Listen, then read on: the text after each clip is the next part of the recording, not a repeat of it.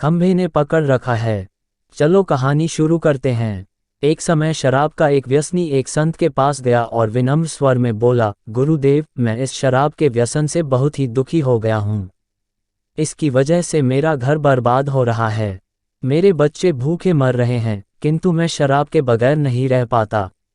मेरे घर की शांति नष्ट हो गई है। कृपया आप मुझे कोई सरल उपाय बताएं जिससे मैं अपने घर की शांति फिर से पा सकूं। गुरुदेव ने कहा, जब इस व्यसन से तुमको इतना नुकसान होता है तो तुम इसे छोड़ क्यों नहीं देते? व्यक्ति बोला, पूज्य श्री, मैं शराब को छोड़ना चाहता हूँ, पर यह ही मेरे खून में इस कदर समा गई है कि मुझे छोड़ने का नाम ही नहीं ले रही है। गुरुदेव ने हंसकर कहा, कल तुम फिर आना, मैं तुम्हें बता दूंगा कि शराब कैसे छोड़नी है। दूसरे दिन निश्चित समय पर वह व्यक्ति महात्मा के पास गया। उसे देख महात्मा झट से खड़े हुए और एक खंभे को कसकर पकड़ लिया। जब उस व्यक्ति ने महात्मा को इस दशा में देखा तो कुछ समय तो वह मौन खड़ा रहा, पर जब काफी देर बाद भी महात्मा जी ने खंभे को नहीं छोड़ा तो उससे रहा नहीं गया और पूछ बैठा कि गुरुदेव, आपने व्यर्थ इस खंभे को क्यों पकड़ रखा है? गुरुदेव बोले, वत्स, मैंने इस खंभे को नहीं पकड़ा है, ये खंभा मेरे शरीर को पकड़े हुए है।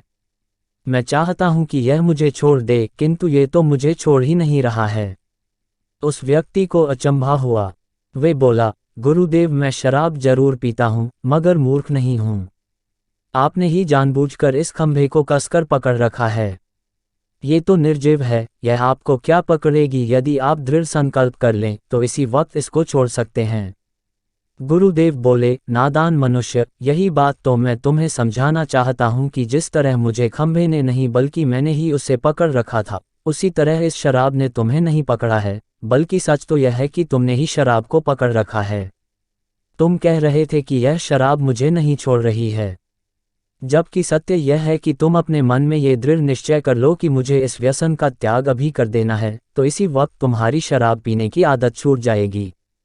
शरीर की हर क्रिया मन के द्वारा नियंत्रित होती है और मन में जैसी इच्छा शक्ति प्रबल होती है वैसा ही कार्य सफल होता है। वह शराबी गुरु के इस अमृत वचनों से इतना प्रभावित हुआ कि उसने उसी वक्त भविष्य में कभी शराब न पीने का दृढ़ संकल्प किया।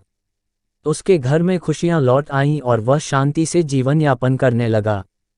इस तरह हमें शिक्षा मिलती है कि जीवन में कोई भी व्यसन ऐसा नहीं है जिसे एक बार ग्रहण किए जाने के बाद छोड़ा ना जा सके।